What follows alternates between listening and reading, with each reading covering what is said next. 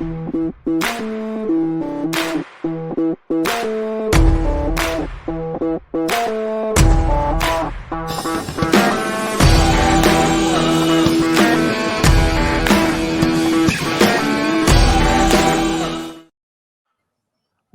to another episode of Live from the Blue Seats. I'm your host, Rob, joined this week by JL, and we have a special guest host as well, who I will introduce in just a moment. We've really been excited about having him on the show, and it's a long time coming. But on this week's show, we're back from an unplanned or slightly unplanned holiday hiatus, and maybe we have something to do with the downturn of the Rangers, because in that time they have struggled a little bit, playing, roughly 500 hockey over the last month or so. We've got some great fan questions as well, so we'll get to all that. Really good to be back with you, JL, and I want to introduce our guest host this week. As I mentioned, this is a long time coming. We mention his name quite a bit, on our show each week. He's a colleague of ours at Blue Seat Blogs. He is also a coach, a real coach. It's not just like a Twitter handle thing. It's Conall McNeilis is here. Coach Conall on Twitter. How you doing, man? Really great to have you on Live from the Blue Seats. Yeah, good to be on here. I think this is definitely the most official. I don't think I was on at all last year, and I think maybe 2 years ago I was on once or twice. But no, it's great to be here.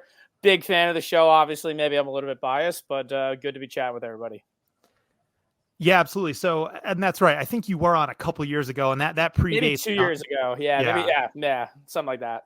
That predates John Luke, and I think that, there's a lot of stuff that, I've been wanting to get you on to talk about, about kind of, what's changed with this team, with the coaching change, right? From Gallant to Laviolette, maybe what you're seeing that's crept into their game that might be affecting the results lately. But before we get into any of that, for the folks that might not know you, give us a little bit of background on, on yourself as a coach, right? What level do you coach at? How did you become a coach, right? So just that whole backstory, I think would be great for everyone to hear. Yeah, sure. So I'm in my third season with the New Jersey 87s organization. I'm their EHL assistant coach and the head coach of their premier team, which is kind of like their younger development junior team. So I coach junior hockey, which is, for those who don't know, you might know about the OHL or the USHL or something like that. But there's a lot of different tiers to junior hockey. It's kind of a gauntlet. But our league that I coach in, as far as our top team goes, we're the number one league actually in North America as far as committing guys to that kind of NCAA Division III moniker. So there is Division II, but I could go on that. There's really not Division II. So it's pretty much D1, Mm-hmm. D3. So that's kind of our niche, and obviously a few other guys who have gone on to higher levels and played D1, excuse me. But yeah, I've been with them for a few years now. I coached at the college level for a couple years, both at the NCAA and the ACHA with Newman University and Adrian College. I was started at the bottom with Pee-wees in high school and worked in the analytics world for Valley Cats Company for a bit. So I've kind of worked my way up the ladder. And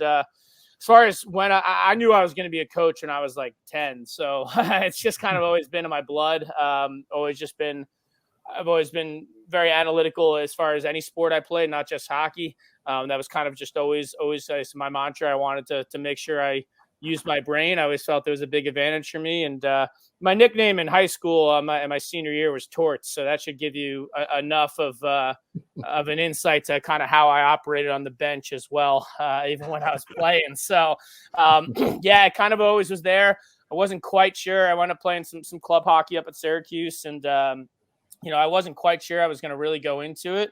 Got an opportunity to do it out of college and kind of just hit the ground running, and I've made a career out of it. I also work as an advisor for a company, so kind of like an agent, but for your youth players, if that makes sense. So I've seen it all at this point. I have seen just about every junior hockey league in person in North America that's worth recruiting out of, outside of the major juniors, just because you can't recruit out of those for NCAA hockey. But yeah, I've seen it all, man. I've been to Kamloops, British Columbia. I've been to Thief River Falls, Minnesota. You should look up where the hell that is on a map. And so brings me back here. But happy to be back. Last couple of years in the New York area, and go Rangers.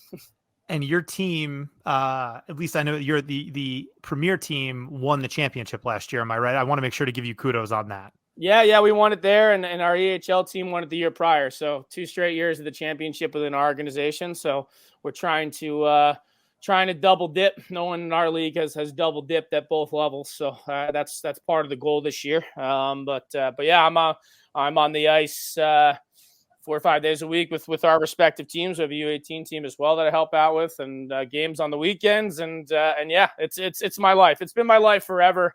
I don't really know how I'd function really without it, to be honest. It's pretty much, hey, from late August to excuse me, early April, I work 7 days a week, and it's a bit of chaotic, and I certainly miss some things. I'll tell you that. But at the end of the day, for me, it's worth it. It's the best job in the world, even though I get very worked up about it. I'm lucky to be doing what I could do. I know that for sure. Yeah, well, that's how you know it's the right thing for you too. If you can work that much at it, you still enjoy it. Yeah. All right. So, I know that you may not have time to watch every single second of every single Ranger game, but obviously we want to get your thoughts on the current team before we get to the current team. And again, we might have done this 2 years ago, but it's worth doing again. Yeah, sure. How'd you become a fan? What's your story? How'd you become a Ranger fan? Yeah, sure. I mean, my dad grew up in Yonkers, New York, to Irish immigrants. My grandpa was from Ireland, so he just kind of adopted all the New York sports teams for the most part, and grew up never playing hockey, of course, at that time frame where he grew up. There wasn't a lot of hockey. He was a baseball and basketball player and all that good stuff, but loved the Rangers. He's Rajo Bear was his favorite, and he grew up with that. And I don't know. In mid-90s, we moved around a little bit. I keep this to myself sometimes. My first ever hockey games are actually some Washington Capitals games because we lived in the Baltimore area for a little bit, but by 2000, we were back in the New York area. I was born in 94, so by the time I was 6, I was back in the New York area. And my dad was always very adamant that, hey, we could support these guys for the sake of supporting them, but, we're Ranger fans, we're Giants fans, we're Mets fans, all that good stuff. So, my first hockey memories are the 98 playoffs, or 99 playoffs, sorry, the Stars and the Sabres. I liked Madonna, and I liked those Sabres jerseys with Hasek. And my first ever Ranger game was either December 22nd or 23rd. I should have looked it up. 2000. The Rangers lost for the first time in NHL history. The Rangers lost on a penalty shot in overtime to the Nashville Predators. David Legwand with the goal. Kirk McLean was the Ranger goaltender.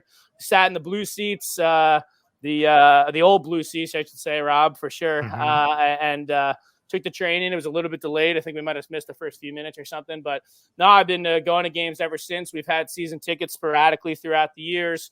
Obviously, with my job now, I probably get to less games than I used to, but I watch just about every game as much as I can, even games that I can't watch live. I'll try to at least record and watch a good chunk of, and it's really an addiction for me at hockey in all aspects. So, but yeah, so I've been diehard fan since I could really remember, and have been lucky enough to been to my fair share of Ranger games over the years, and obviously eventually kind of brought me to the blog, which was really cool, and to interact with some other people, and yeah, that's where I'm at now.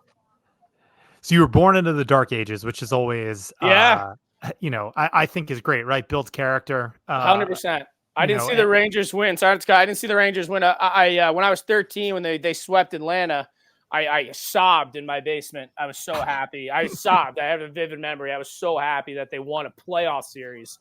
And I always say I'm clearly a loyal guy, whether that's an issue or not, because the Devils were just so dominant during the years that I started following hockey that I easily could have jumped ship. I'm very thankful I didn't. I have red hair, for those who don't know, so the red clashes, so I can't do that anyway. I got to go with the blue. It helps better. But yeah, 100%. A lot of character built up in those early years when I was falling in love with the game. Absolutely. Well, good to have you on. And definitely want to now, like I said, transition to talking about the current team, because, I find it through 39 games, and obviously, look, they've done quite a bit of winning. Even with the kind of inconsistent play over the last month. But it seems like, at least, and we've talked about this a lot, JL, throughout the year, this has just been a much more enjoyable version of the Rangers, even though a lot of the players are the same. Even the style of play isn't, other than the first 10 games when they were a little bit more lockdown. And again, I want to talk about that in a little more detail with you, Conall, through a coach's lens. But I'm just enjoying this team more. The vibes from 2 years ago seem to be back, but the product on the ice is also a little bit better, if that makes sense. But what's your, Conall, I'll get your, want to get your thoughts since we haven't had you on. What's your kind of overall impression of this version, the 23-24 Rangers so far? Yeah, I really like it. I mean, I've always been a fan of Laviolette.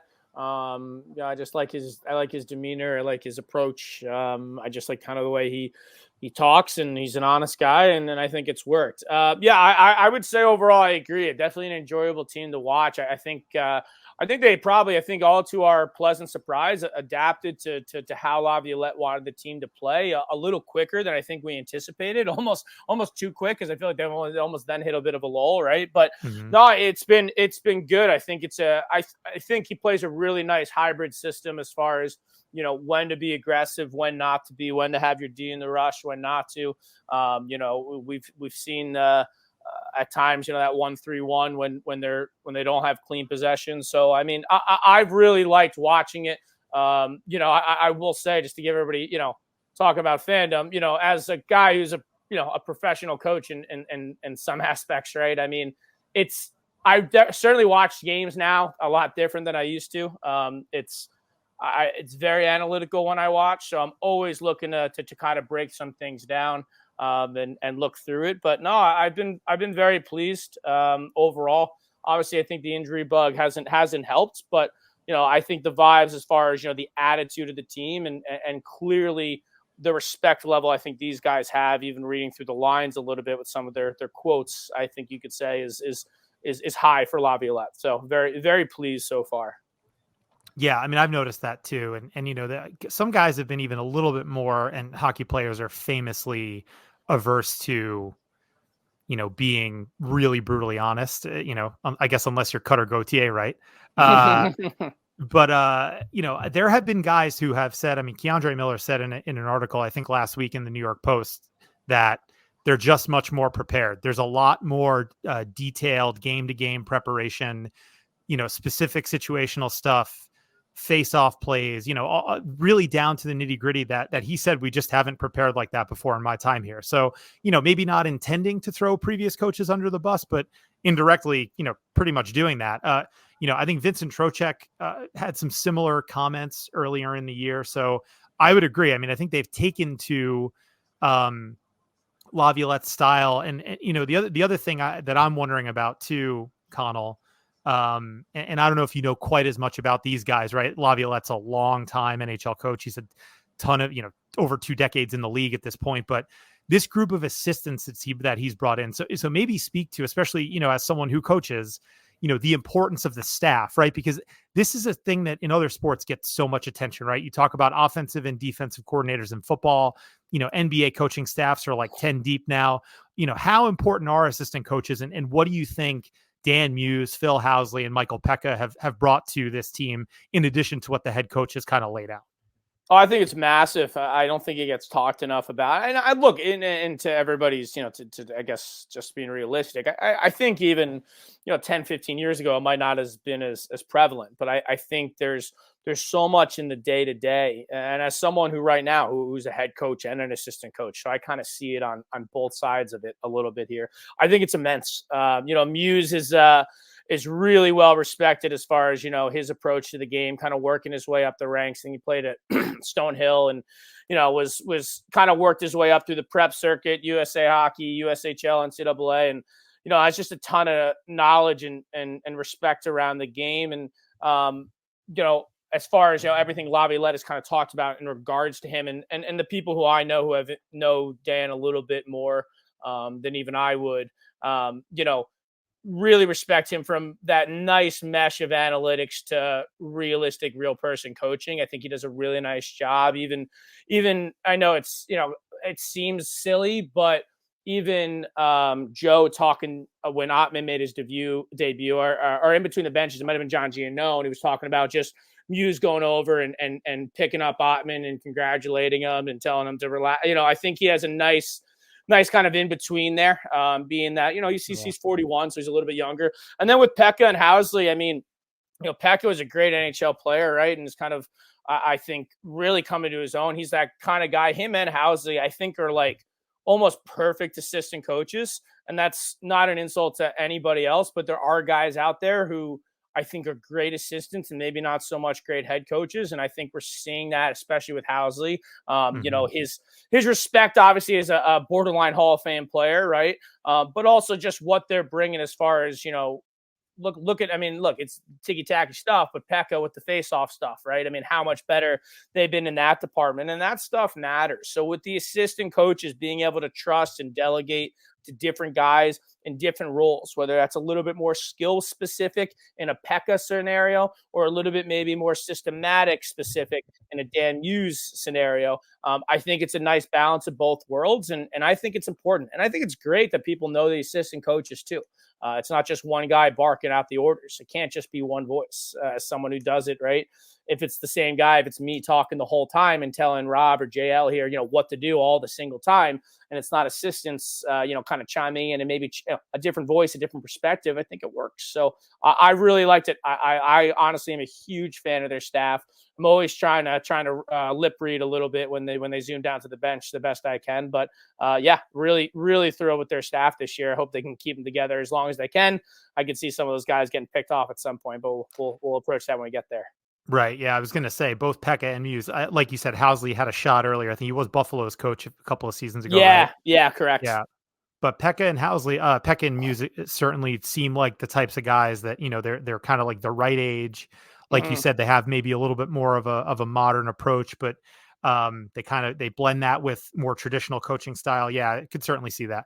I wanted to maybe just drill down on you know, what's going on now, right? So JL and I shared about 10 minutes up on the bridge between periods of the Vancouver game this past week, which was an ugly one, to be fair. I don't think the team played bad, but clearly the chances they gave up were so noticeably wide open that, you know, even the most, you know, and you know, I know you like to joke about this, Conall, right? Like the reason you don't go on Twitter very much is because a lot of the commentary from the peanut gallery is a little bit you know, maybe below your level at this point as a coach. But yeah, I call it what it is. Yeah. even the peanut gallery would notice, like, okay, these were massive defensive breakdowns by the Rangers, right? And that has been happening with some frequency, and something that, you know, Rob Luker and I have mentioned and not really gotten a lot of pushback, which is interesting, is then you don't have the elite goaltending right now to back it up. You're getting, you know, decent goaltending from both Igor and Quick, but they're not standing on their heads or keeping those huge chances out of the net. So from your perspective, what's crept into their game lately? And if you were a coach, how would you fix it? If you were the coach? Yeah, absolutely. No, it's a good question. Look, it's just, I'm a pretty honest coach. So I just think that's the perfect kind of synopsis. I think me and you were messaging back and forth in the group chat earlier this week where, you know, there's a trickle down effect. I know we're going to touch on that a little bit with injuries. I think that just wears on guys, and some guys probably playing more than they should be. And I also think I have to step back and remind myself, as a pretty intense and very vocal coach myself, I sometimes need to take a step back and breathe and say, hey, you know what? They are human beings. We've been playing a lot of hockey, and that's exact same thing at the NHL level too. I think there's that little bit of a lull, that Christmas break, All-Star break, bye week are not far. A lot of guys are probably, hey, let's just, you know, grind this out and get through it, and then we'll kind of really be in the stretch run. But yeah, a little bit too loose. I think, you know, look, I think we know that Fox is banged up, but him being their most offensive guy and probably not being at the top of his game, I think is really actually opening up the defensive side of things too. I think you're seeing some guys, whether it's I will happily admit I'm not as big of a fan as Keandre Miller as 99% of Rangers Twitter. We can get into that if you want, but you know, him, Schneider, even Gus has struggled at times here. As far as looking like they're trying to get a little bit more in the rush, and Laviolette has admitted that, right? He wants them to be a little bit more aggressive, but I think they've really subjected themselves to a lot of odd man situations, right? I think we've seen that a lot coming in. You talk about, you know, the expected goals or whatever it is. I mean, over, you know, the other night against Vancouver, a lot of great A's, right? A lot of great A's. And I think that's forcing the issue a little bit too much. You know, for me, if I'm coaching and I'm looking at the back end in specific here, because I think the forward group, yeah, could they do a better job at certain times? Do we need some reinforcements? Absolutely. But and you got the talent you have up there with some of those guys. Sometimes I tell my D, hey, you just got to make a damn pass, right? You just got to make a first pass and get out of the zone. And you got the forward group up top to take care of business. So I'd like to see a little bit more simplicity out of the Rangers, D.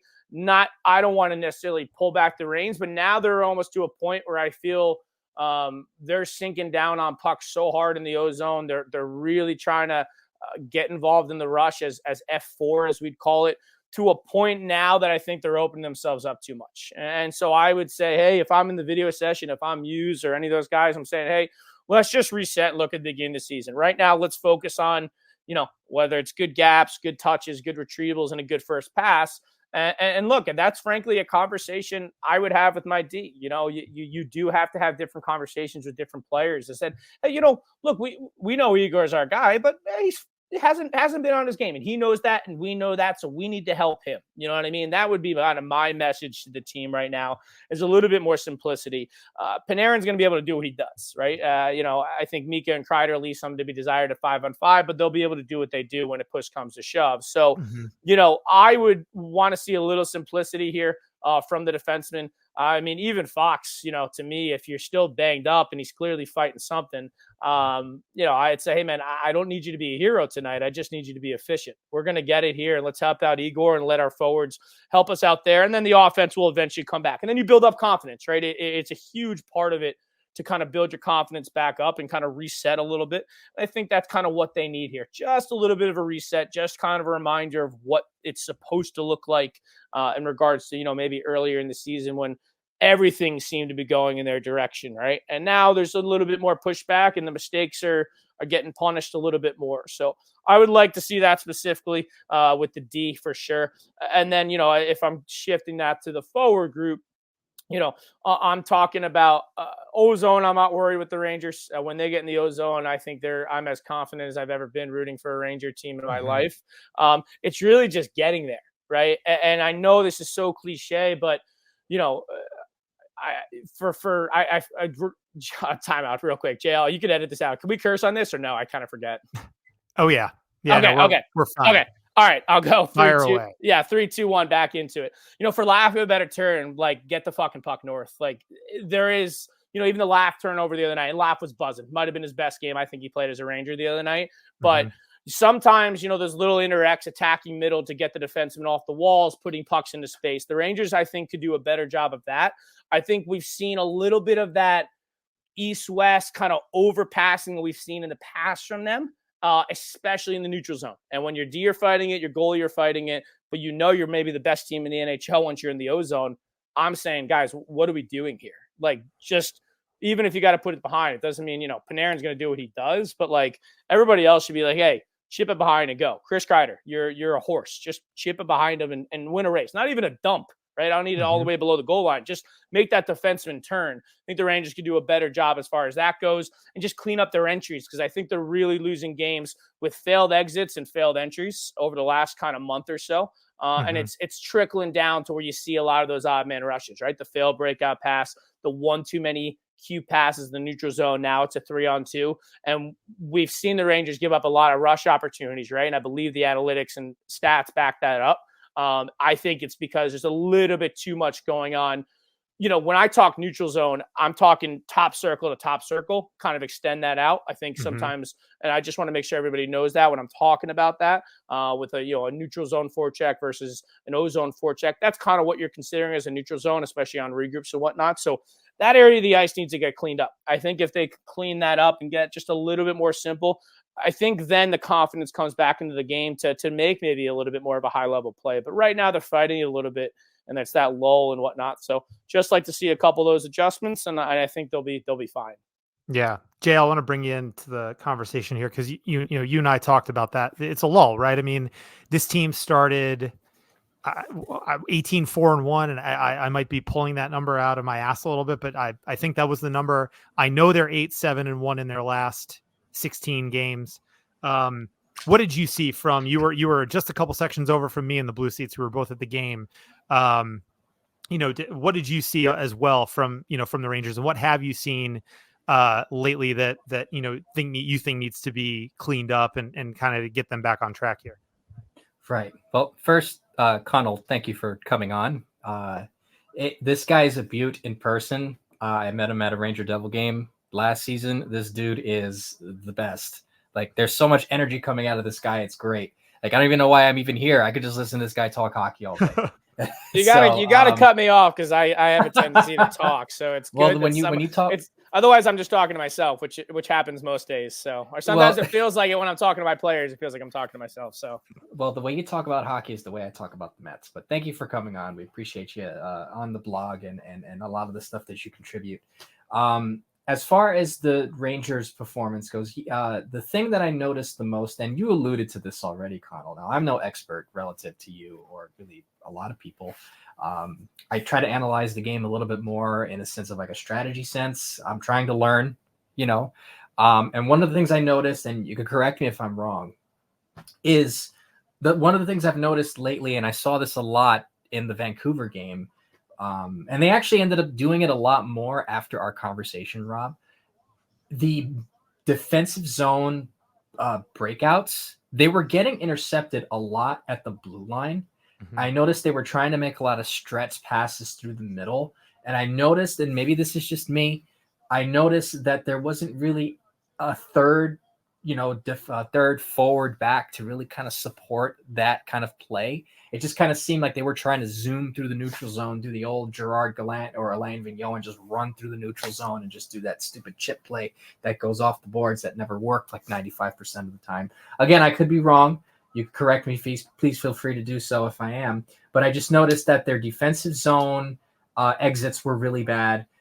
They were turning a lot of pucks over into the corners. Not that they weren't aggressive, but Vancouver seemed to have like a little bit of an extra step. They were just kind of, making a lot of careless little passes here and there. They never really had much sustained pressure in the offensive zone. Vancouver was really getting those second chances, or limiting them rather. A lot of turnovers in the corner, I noticed too. So one of the things that this team has done very well, or at least has done a lot better last season when they're on, is the cycle down low. And Laviolette really alluded to that, that he was going to try and, if you don't work hard down low, it's not going to work. And when they were on, they were completely and totally outpossessing everybody from what I saw. And just from, my fan point of view and trying to analyze it a little more, they've kind of gotten away from that. The only line that's really doing that as much is the Panarin, Trocheck, Lafreniere line. They're just moving it down low a lot. And obviously Adam Fox definitely helps with that. They were in a bit of a lull, kind of, sort of, when he was out because they didn't have that defenseman that could kind of move around. It seems like a lot of the defensemen are kind of scared to move the puck around and kind of get in deep. And then when they do, it's on a miscommunication, and that results in a turnover the other way. Like I was at the Carolina game, which was just an absolute disaster. And there was one play in particular that I noticed. It was a miscommunication. It was the Gustafsson turnover into the corner, or it might have been Schneider. I can't really remember too much. But Igor went to go hand it to Schneider, and Zibanejad was there, and he didn't really know what to do. And then the Hurricane forward was just able to pick it and pop it into the back of the net. So it's from what I'm seeing, it's a lot of the little things that they're seemingly just kind of, you see them, they're trying to generate offense while simultaneously trying to play solid defense, or at least lockdown defense. Because you talked about, Rob, earlier that, first 10 games, it was completely locked down. And then when they decided to go on that heater after the Nashville game, it kind of like, they were getting away with the little things, but they were still able to, basically with the skill that they have, beat teams and beat them either handily or able to pull out wins that you really didn't expect them to win. So, and also, if you really want to look into it, this has probably been a big topic of conversation on Twitter.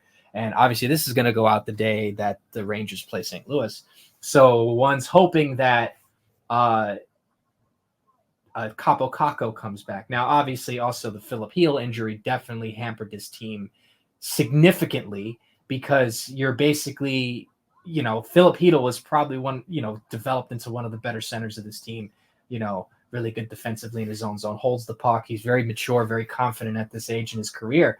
And when you lose that, and then you start throwing Nick Bonino out there on the third line, no offense to Nick Bonino.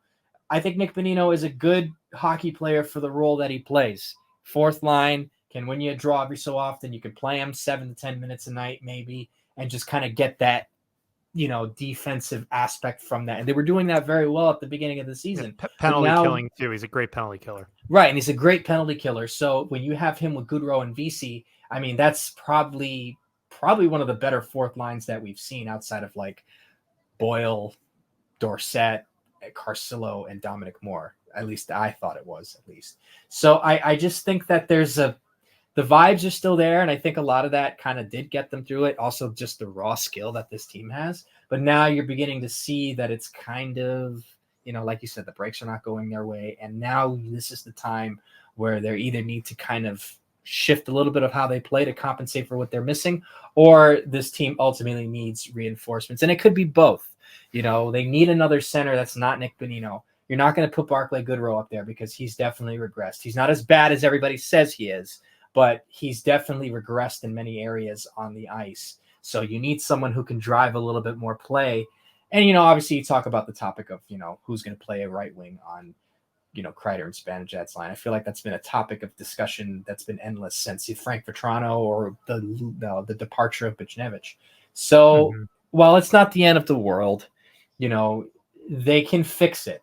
And, like you guys alluded to, Laviolette has done a phenomenal job. And like you mentioned, Conall, I was so blown away. I was in the game in Buffalo, the first game of the season, and I was expecting Buffalo to run through us, or it was going to be kind of like a, back and forth, or like a really tight game.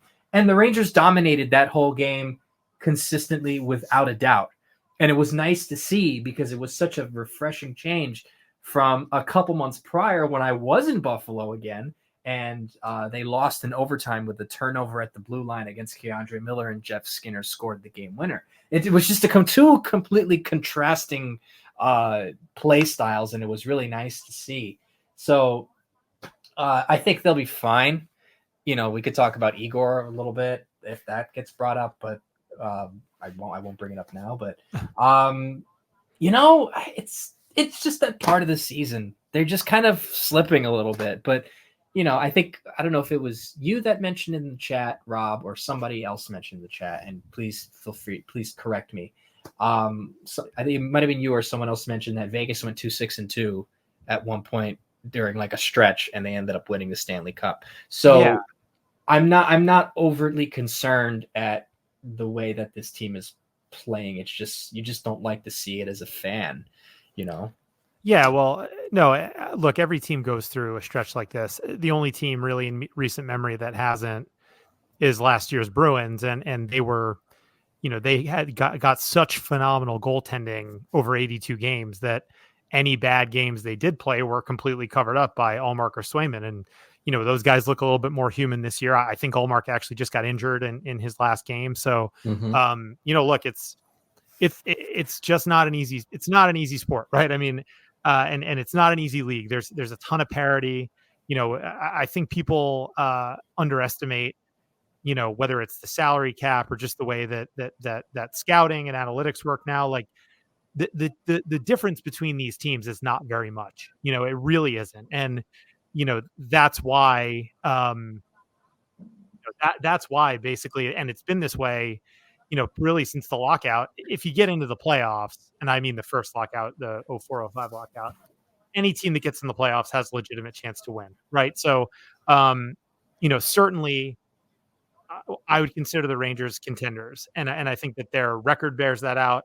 I think that they're, they don't have the best underlying numbers, but they're good enough.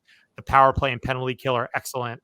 I think we all expect the goaltending to come around, especially in March and April when things really get serious.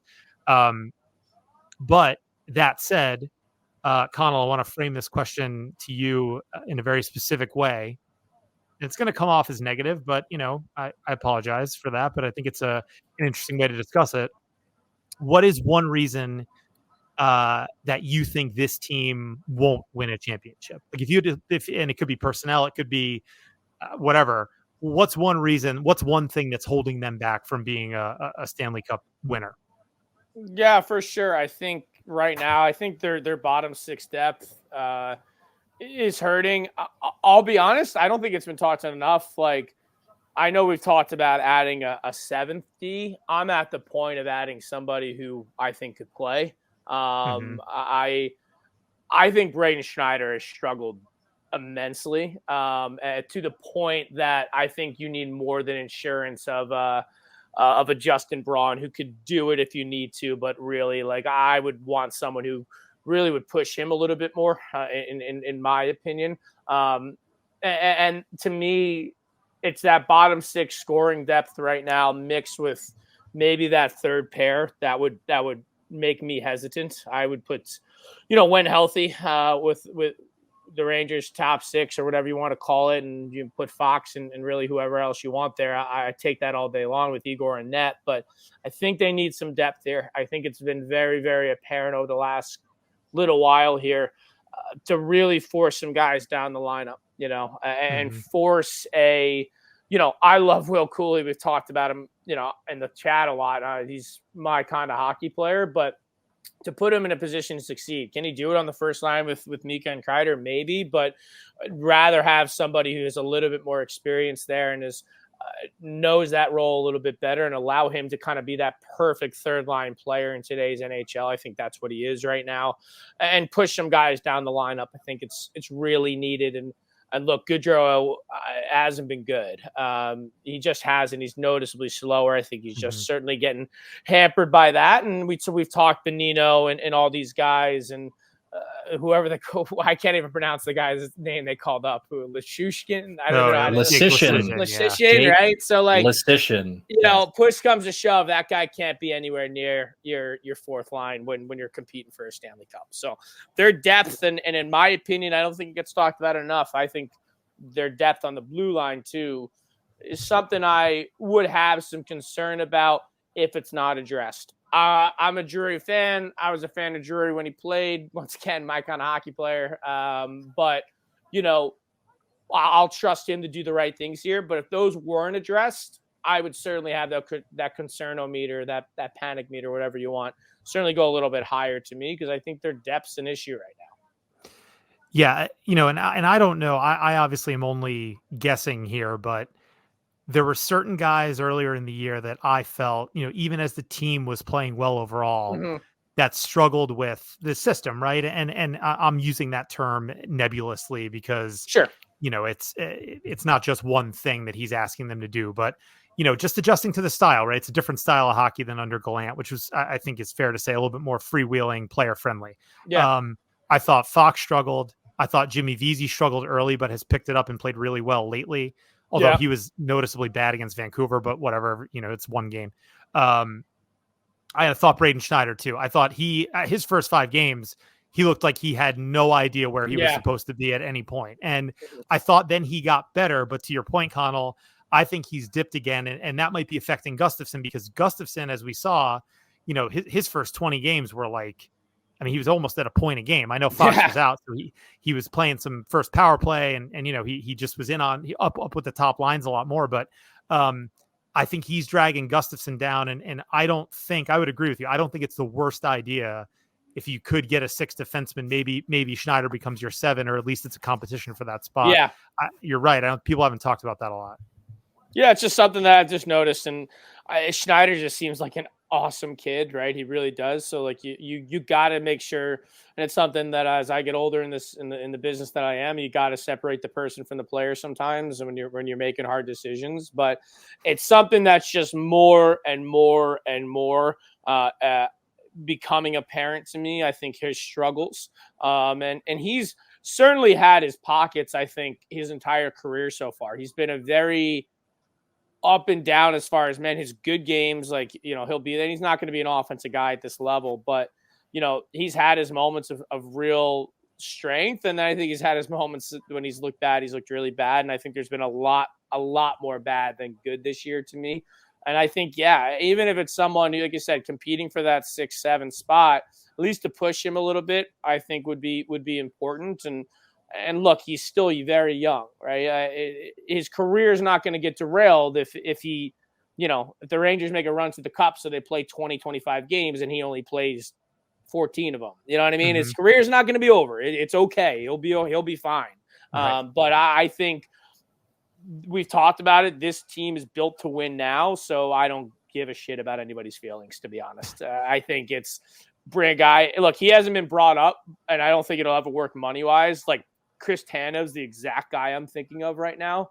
That would be my dream scenario. He just makes too much money, and they need a center, and the center should be the priority. It has to be, especially with Hedl. That has to be priority number one.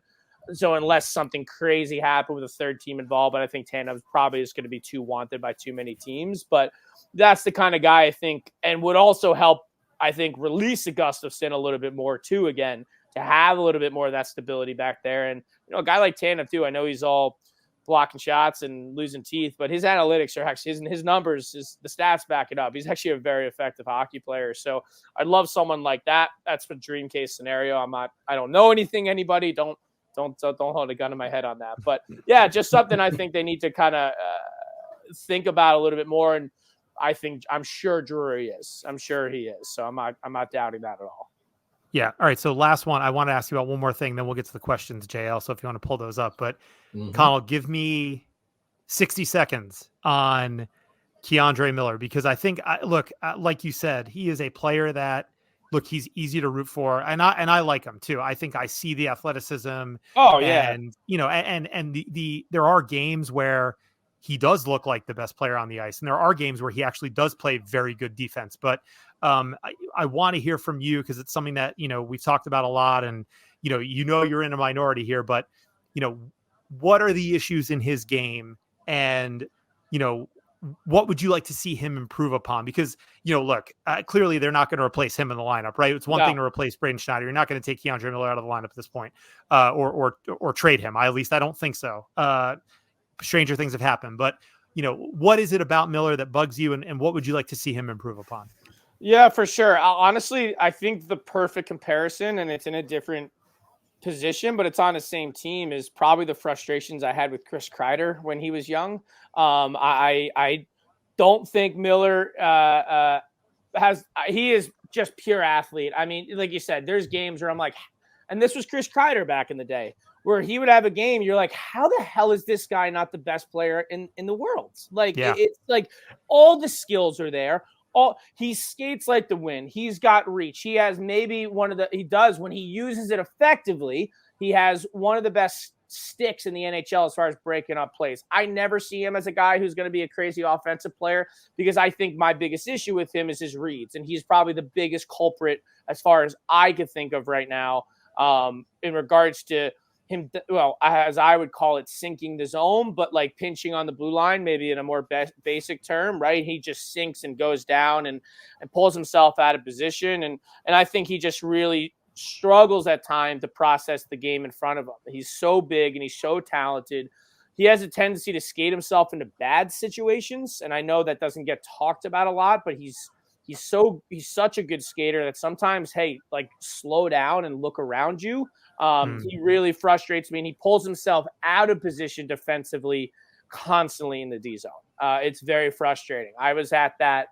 I've been a couple games this year. I've been to more away games than in-person games. I've seen a game at the Rock, and I was in Philly at the Black Friday game. And I think I messaged it in the group. Like, I thought he was awful that game. And he gets way too extended in his own zone. His reads when to pinch, when to have a good gap, or not always there. So look, he's a guy, I'm not in a million years am I getting rid of him right now, but he's a guy I could see, like Chris Kreider, who finally kind of put it all together when he was like, 27, 28? Like, yep. He was a little bit of a late bloomer. I see Miller, a lot of that. I see a lot of that in Miller in a different position, in a different role, where I could see him really, his best years being like, 27 to 32.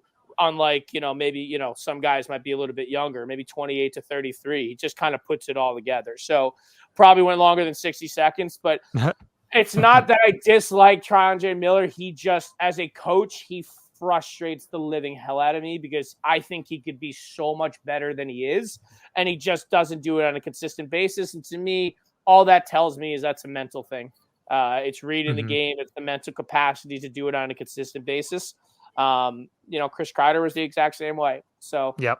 It'll come. I hope it'll come at some point. I think the coaching he's getting is probably the best he's had in his career in that aspect. So I hope that impacts it. But yeah, it's not that I dislike the kid. I think he's just an absolutely great, by all accounts, a great human being, right? So I want to root for him. He just frustrates me more than I dislike him. That's more my statement. He frustrates me a lot.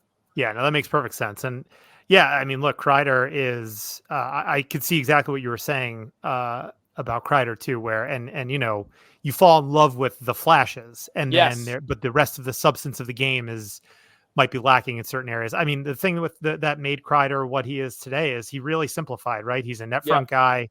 As you said, when he's going 5-on-5, he it's a little chip past the defenseman and he wins a race, initiates the forecheck. That's what he does. He's actually got a lot of assists this year, Kreider, which is also I think an indicator of a guy who's really rounded out the, mental side of the game now. And what is this, year 12 or 13 for him? So it does take time.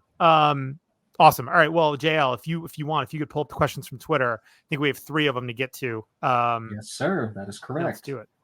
All right. So first question comes from a guy who is relatively unknown. That's a good David Shapiro. Hi, Dave. He's going to chirp at me when he hears this.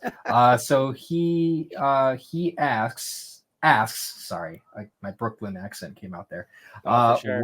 Where and why do the Rangers really miss Kakko in the lineup? What is it about his game with minimal points offense makes him a key piece to the forward balance and depth? Who wants to take it? Rob, you want to go first? I mean, yeah, look, I'll do kind of a quick, overview, but I think, certainly Dave is hoping to hear your more in-depth thoughts on this one, Conall. I mean, look, he's a guy I think that has developed a really strong defensive game. I think, Conall, you've actually been very, helpful in understanding why maybe the offense hasn't come, and it's decision making, hesitating with the puck, hand positioning, right? Very kind of like minute things in the offensive zone, but important things that have kind of limited his ability to score goals. Whereas he kind of had more time on bigger ice as a younger player. But I really like his defensive game. I think again the analytics bear it out with him, and he's just a strong possession player. Now, look, would you like to see that possession go somewhere? Yes, of course. Like endlessly holding the puck in the offensive zone isn't always the right thing to do when, there is an opportunity to make a pass or just move the puck and move yourself to kind of keep the action going. But I mean, look, at this point, I know he only has 3 points in 20 games. He is a massive upgrade over anybody in the bottom 6, right? I mean, once you tick off the top really 5 players in the lineup, maybe, Jimmy Vesey falls in that line, 6th in this ranking, right? But Kreider, Zibanejad, Panarin, Trocheck, Laugh. Everybody else is I would say an inferior hockey player to Kakko, and the Rangers just need better hockey players in the lineup playing more minutes. And it might be as simple as that. It's probably going to take them a couple weeks to get up to speed, but I would imagine that first line right wing job is his until the trade deadline, and that will be his evaluation period. At which point, obviously pending the Hedl news, Drury and company will decide whether or not to add, if possible, a top 6 right wing to play with Kreider and Zibanejad. So I just think he's a good player. I think he's got good instincts in all 3 zones.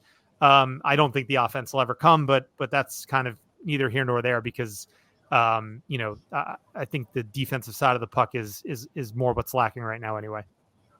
Yeah, for sure. Much of the same. I think I've been pretty adamant from pretty much that first season I saw him exactly what he's going to be is I think what he was last year. I've been saying, for lack of a better term, since kind of the get-go, poor man's Rick Nash. He reminds me a lot of Nash. Nash's defensive game never got enough credit. He was exceptional in the defensive zone. Look at any of those big games from 2012, 13 when he came in all the way kind of to the end. He was always in some sort of mishmash on the ice in big situations defensively just as much of offensively. And I think that 40 to 50 point threshold will probably be the most he gets. I could see him maybe having one big year, but no, look, his poise with the puck very clearly opens up, Kreider and Mika, and that's a huge part that's missing here. I think he has maybe next to all-rounded awareness, I think with the puck, Panarin is obviously just remarkable, but all-rounded awareness, I think he's the smartest defensive forward the Rangers have, as far as being able to, and what I mean by that is being able to put himself in position not only to break up a play defensively, but being able to transition that into the offense. That's why his analytics are so good, not because he just breaks up one pass and it's done. It's breaks up a pass or whatever it might be, or good positioning to release other players. So they miss him sorely. Look, if he wasn't a second overall pick, like, people wouldn't be all on his ass so much. And I get it. You absolutely want more out of that, but that's what he is. And I think a big important part of having a successful NHL career, or really anything, is understanding who you are and what you do well. I think that's a reason why a guy like him could stick in the NHL for a long time, just because of his smarts and how he plays the game. And look, it's an interesting comparison of different style of players, but I mean, clearly, call it hindsight's 2020, right? But a guy like Jesper Fast is a guy who, everybody can say what they want. You can't overpay for him and all that. And I get it. I get there's money involved into business and the analytics and the cap and everything like that. But, Capo, kind of has that same sense when you look at that top line. And there was a reason when Foss was in New York, everyone wanted to play with him, right? Mm-hmm. Like Panarin wanted to play with him. Mika wanted to play with him. Kreider liked to play. So I think it's that same effect. I think Kakko is one of those guys who's just, I'm a football fan. I'm a soccer fan. So he's just one of those guys who's never going to get the glory, but just like a perfect center defensive midfielder in soccer, right, Rob? Like that just is able to be that middle ground to transition from defense and offense, is never going to have the bicycle kick goal, is never going to have, the crazy assist season or taking all the set pieces, but is an integral part of transitioning from defense to offense. And that team, going back to my opening rant when I talked about the neutral zone, that's where you really miss him. His ability to be able to carry, get through the neutral zone, put it to an area, and then start opening up, which is the best part of the Rangers game right now, which is the offensive zone, right? So it's all areas of the game. His IQ is through the roof, and yeah, they miss him. It sounds like he's close. Look, I'll say this: if there's any hesitation, I'm not throwing him back to the Wolves in a game against St. Louis tomorrow night. If he needs a couple extra days, I'm giving it to him. It's an out of division, out of conference opponent. I'm not worried about it, but yeah, it's kind of my feelings on Kakko, and he is the absolutely perfect top six winger who knows his role, who's, in my opinion, can help you win a championship without necessarily putting up 30, 40 goals, something like that. Yeah. And also just to kind of, close on that, first of all, the Nash thing, I remember, I think it's the last goal he ever scored as a Ranger. He intercepted a breakout pass. They're playing the LA Kings. I was at the game. Mm-hmm. And he knocked the puck out of him. Maybe it wasn't his last goal. I'm sorry, but it was that season, his last season. He knocked the puck out of midair, at the blue line, and went in kind of on a semi break and just ripped one over the goalie's shoulder. And that's what Kakko might be missing, that ability to kind of beat a goalie clean, right? But he's definitely picking off lots of passes, like you said, in the neutral zone, initiating the offense. So yeah, no, couldn't agree more. JL, anything to add, or do you want to get to the next question? Just really brief. You guys touched on a lot of what I was thinking about. I really like to compare Kakko to Jesper Fast. Didn't really think too much of the Nash comparison, but now that I think about it a little more, that's actually pretty on point. I do think that Kakko does have a little bit more offensive upside than what he currently has right now. I just think that, judging from just the way that he plays, we saw what he could do when he was on the kid line, when he was able to make quick decisions, in terms of generating offense, because that line for some period of time was actually really good, especially during the playoffs 2 years ago. So I think that Kakko does have some sort of offensive pull to him. It probably won't turn out to be second overall kind of offense that we expected, that we saw from World Juniors and all that. But I feel like the more he matures and the more he plays with top flight players like a Kreider and Zibanejad, that he could ultimately probably develop that a little bit more. The defensive game is already instilled in him.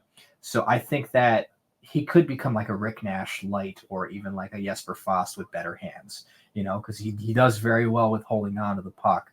And that first line definitely needs it. So you guys basically reiterated a lot of what I had been thinking about.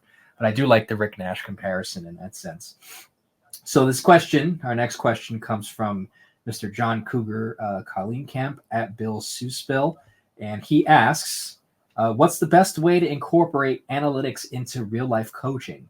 Are there any metrics that people buy into but you think are a waste of time, or vice versa? Yeah, I guess I could chime in there as someone who does it, right? Oh, that's you, yeah. That's all. Yeah, that's fair. So I mean, we use a program called Instat, which a lot of leagues, a lot of teams use. As far as I can get just about any data I want on my team. I'll say this: it impacts a lot of decision making in regards to rosters when putting together lines and stuff. I can't speak for the NHL level. I think it's going to be a case by case basis. Maybe that's a bit of a cop out answer, but I don't want to overwhelm my players with all this data, in certain circumstances. If a player comes in and wants to go through film and I say, hey, just so you know, like, this is what we're seeing on the film and the data backs it up, or maybe it doesn't, but it's in the back of my mind constantly. I mentioned that I worked for Valaket's company, Clearsight Analytics, for a year doing tracking. It certainly changed the way I think I approach some things, but it's not something that I'm throwing out to the guys any day on any game day by any means. And I don't think that's happening a ton.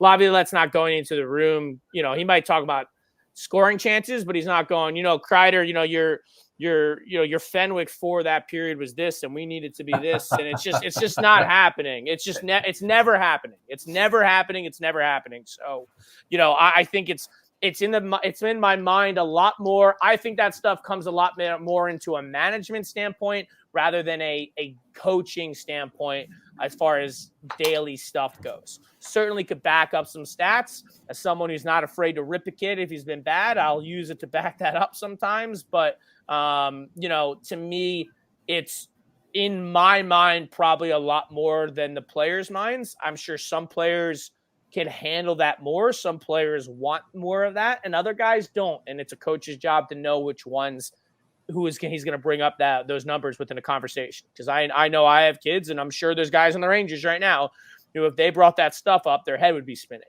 right? And they'd be like, "What the? I just play hockey, coach. Like, what are you talking about?" And I get that a lot. So definitely in my mind, a lot. Definitely in our management side of things, a lot. Decision making, a lot when it comes to the actual roster.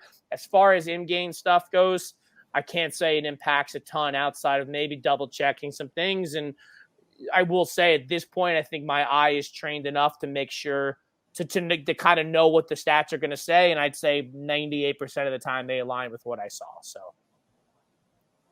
Yeah. Is there like one number or thing that you've seen where you've just been like, no, that's total bullshit. It's totally meaningless. I'm not even going to look at that, or not really. Sometimes in a game where I'm like, maybe that didn't track properly, or I got to check the tape to see that. Cause we have a software, a team with Instat with the software and stuff that does that. And sometimes I'm like, man, they had to mix up a number, cause I thought this guy was good, or man, I thought that guy was terrible, but maybe I need to reevaluate the tape. Right. And so I wouldn't say it happens very often, especially as I go through seasons and more and more of this with the amount of hockey I'm around. I will say my eye, I feel like, is trained enough at this point that it's usually, I don't care if this is arrogant, it's usually right. So it's something like that. So yeah, nothing crazy. I mean, I'd say a big one for me, I go back to it. I think from a coach's standpoint, if there's one that I'm looking at during the game is, if I want to pull something up, certainly entries and exits, I think is a big one for us during the game. I understand over the course of the season, some of that stuff evens out, but yeah, that's a big one for me. But during the game, you're not dropping numbers on a bench to a kid, because they're just gonna, their head's gonna spin. They have trouble. They have enough time struggling to concentrate as it is. So I don't need to throw that out there to them. I guess maybe I can add this, and please tell me if I'm wrong, but I think the best coaches are able to take that data that's given to them by the front office and finding a way to translate it to the players in different ways to make it easier so that, whether it's through line combinations or whether it's through, certain pairings or, certain strategies on the ice that, creates that data that is, being desired, or uses the data that has been given to them. And it basically supports, a lot of what, analytics, or a lot of what certain teams and management types are looking for. So I think, Laviolette is probably pretty good at that at this point. It seems as if he's got, from previous stories about Laviolette, it seemed like he probably wasn't as receptive in the past, and maybe now it's gotten a little bit better, all things considered, looking at his assistants, and also just with the way the Rangers front office has decided to try and really integrate this, fluidity within, information and how they do things. Because I guess that was one of the big things with Gallant. And, you guys mentioned it with, Miller and Trocheck, saying that they're a lot more prepared. So I think the best coaches can take a lot of that mind-numbing information and just kind of simplify it for their players. So I hope I'm correct on that summation, because from what you were talking about, Conall, I feel like that's what I'm getting from that. Yeah, 100%. You're spot on. That's where it is. My job to, and it's Laviolette's job, it's Mise's job, it's those guys' job to try to take that information and then exactly translate that onto the ice. How can you translate that on the ice? Sure, you could implement some practice stuff to kind of work on some areas that maybe aren't as good, but exactly, that's kind of what I meant more on the management side. It comes into effect. It certainly, I think, comes up in conversation in our coach's office a lot more when we're putting together lines and, hey, this guy does this well. Okay, last couple games, he's been really good in this area of the ice. What player complements him? Both, and what we're seeing in their analytics and their data as well. So yeah, exactly. That's where I kind of mix it in. So it's my job to understand. I always approach it as it's my job to understand it and take that in, and then try to put that into a place where it puts everybody in position to succeed. Does it always work? Of course not. There's sometimes, as much as the analytics might say one thing, it just doesn't translate, or vice versa. So exactly, you're spot on there. Oh, that's good to hear. I'm glad I'm getting something right. So I'm glad that was able to support that. Yeah. So our final question comes from Sears, and this is at __SBRS_. And I was actually thinking about this question, and I'm glad that this user was able to bring it up. Your thoughts on making Kakko a center next year? Ooh. So let me, and I think that's a really interesting question. And Conall, I think it almost might be helpful to broaden it out, right? Like, is it advisable? Is it workable to turn a winger into a center? Now, I want to sort of give a little bit of context to this, because like, I think this is something that used to happen a lot more in hockey that doesn't happen as much. So like, I'm thinking specifically, and I know you were born in '94, Conall. I was born 9 years before that. So I have memories of the '94 Rangers, and I'm sick enough to have gone back and watched that team on YouTube and a lot of those playoff games, especially, right? Must be nice. There was a lot more. Well, yeah, it was fun as a 9-year-old. Though my dad was on a business trip in Buffalo, so we could not celebrate together. Oh no. Yeah, he was away. But obviously thrilled that he got to see it, having lived through a lot more years of losing than me at that time. But I think about that team. There was a lot more positional flexibility back then. Like Nemchinov played wing and center. Kovalev played wing and center, right? Glenn Anderson played wing. Like, this happened a lot more. And now it's like, and look, it didn't work, but like, it was so funny. It was like moving Hedel to wing and vice versa. And people were like, no, he's a center. He's a center. Like, you never would have thought of moving Derek Stepan to the wing. Like, it seems like there's less of that now. And I don't know, is that more of like a specialization thing, right? Like, where kids are getting coached from U8 to just be center, just be defense, just be wing. Obviously Keandre Miller is an unusual case because he converted from forward back to defense. But why doesn't this happen more, I guess, is the question. And then to the Twitter question, would you consider making Kakko a center? Because I really don't have an opinion on that. Like, I would stray towards the no, but maybe that's just because it's not a thing that happens anymore. Yeah, I think you took the words out of my mouth with the specialization. I think I see it at lower levels of all sports. Parents, if you're listening, you are ruining youth sports. So I'll leave it at that. The best thing that ever happened to youth sports was when COVID hit and the parents weren't allowed in. So and they kept doing stuff. So yeah, look, easier said than done. I'm in the opinion of, I rarely say no to anything as far as suggestions go, unless I think it's absolutely outlandish. So a lot of users said, yeah, the last guy I could really remember doing that, and to his credit, did it well, was Elias. He became a center a little bit later in his career, maybe because he lost a little foot speed or whatnot. He could just be F3. But yeah, you certainly used to see a lot more of that flexibility. I mean, even going back to the 13-14 team, I mean, Dominic Moore and Brian Boyle are centers. Yep. Right. But there is a little bit of flexibility there as far as, what they could do. Marty St. Louis could kind of do both. I think the specialization is a huge aspect of it. Kids don't play enough multi-sports. Kids stick with one position the entire time. I'll admit, look, I'm at the junior level. So at that point, it's a bit higher up than U12, but I certainly could be guilty of it. And anybody who, even working as an advisor with my other company, is, kids say that, I said, look, flexibility is a good thing. I promote flexibility. I don't think I need a specialty as far as some kid being, I have to play left wing and I'm 13. I'm like, what are you doing to yourself? But right. I'm open to the idea. I think it's a lot easier said than done. And if Kakko was more in a position of almost what I talked about with Miller before, where, hey, the raw tools are there, but he screws this up, maybe a change of pace would be good for him. Kakko's so good at what he does when he's out there, I almost don't want to mess with that at this point. And yes, they're pros. Yes, they're this. But, he is, I don't know, how old is Kakko now? He's 23, 24, something like that. I mean, he has been doing one thing for a long time. It's a lot easier said than done to transition. Does he have the IQ to do it? Sure. But, at the end of the day, I do like him where he's at. And honestly, it's a great philosophical question that we could debate another time, Rob, where if are kids specializing in one position too early? I think they probably are. But yeah, easier said than done. I'm open to the conversation, but I would say 20, 20-80, yes to no kind of thing. It's, I just don't see it really having a big impact, in my opinion. Yeah. JL, what do you think? Would you be open to it? I think if Heedle's got a long-term issue, it's not the worst idea in the world.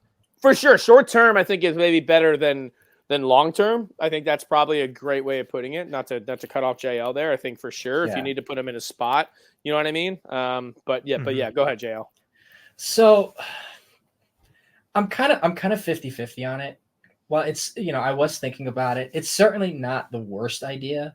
This is the same organization, obviously some different people heading it up, that thought putting Brendan Smith on the fourth line as a winger would work out. And to an extent, it somewhat did.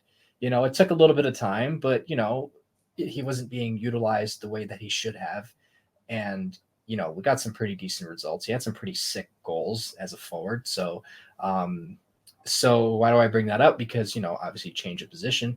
I think it's a little different for a defenseman to go up to forward rather than a forward going to the middle of the ice. I think if you see, because with this team currently right now, you see Chris Kreider taking faceoffs. Obviously, that's all strategy, for the sake of where they are in the offensive zone and the type of play that they're running. But, even like Lafreniere will take a couple of draws, and he's won a couple. So if it got to a point where they needed to do it, where Kakko could come in and take a couple of draws, and a lot of people don't remember, Kakko played some center for the Finnish national team, as they also tried with Vitaly Kravtsov as well, but that's a different story. Sorry to laugh. No, I appreciate that, because that's awesome that you did that. Yeah. But I feel like Kakko would be good at it defensively. I'm not entirely sure about the face-off aspect of it. That is just pure speculation on my part. And I have no basis on that whatsoever, just judging off of how he is. But I mean, if it's a lot different. I don't know how his possession in the corner which is what one of his big strong suits are. It's like he has strong possession in the corner, kind of similar to how Yager would hold on to the puck, just relentless with it in the corner. But then he's a good defensive player, but it's just kind of there's something missing there. Like you alluded to, Brian Boyle and Dominic Moore, where you can kind of see it. And I'm probably just repeating exactly everything that you're saying, but I'm like 50-50 on it. I would, and then I think about Pavel Buchnevich. The St. Louis decided, we're going to try and put this guy down the middle, and I haven't really paid too much attention with it. Yeah, I don't know if that's still happening. It's a good point. They did try to move him to center the late last year. I forgot about that. Yeah. That's rare.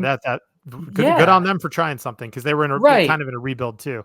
Right. So I noticed that, and I saw him take a couple draws, and it looked uncomfortable. And obviously, like you guys alluded to, you play in one position for so long that it's kind of, wild. And I remember real quick, you mentioned Martin St. Louis, and I just remember that season where I think it was the season when they won the President's Trophy.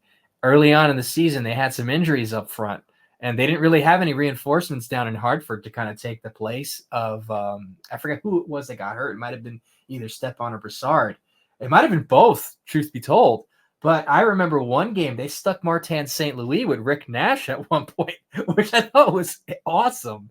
Yeah. But St. Louis is a freak of nature in his own right in a good way. Kakko being a center, I'm 50-50 on it. I wouldn't be against it, but I would be a little bit more in favor if the Rangers were still like rebuilding. But since they're a contender, a serious Stanley Cup contender, I think they should just keep him where he's good at, and then just find someone else to take that spot. Yeah, last thing I'll chime in on there is that if you were mad about Kakko's offense now, you'll be even more mad if he's a center. So exactly, yeah. So you can't have it both ways. Make your decision. Right. Yeah, the organization's not exactly blessed with a ton of right wings at the moment either. So probably keeping him where he is. All right, guys, this has been a blast. Conall, thank you so much for joining us. My pleasure. My pleasure. Hopefully we'll have you back on sooner than 2 years from now. Yeah, that would be great. Yeah, we'll work on it. Yes, for sure. And good luck with the 87s this year. Hope you guys get a double hit, as you said. Yeah, I appreciate it. JL, always a pleasure. Likewise. Everybody listening, thank you for getting back with us. I know we were off for a few weeks.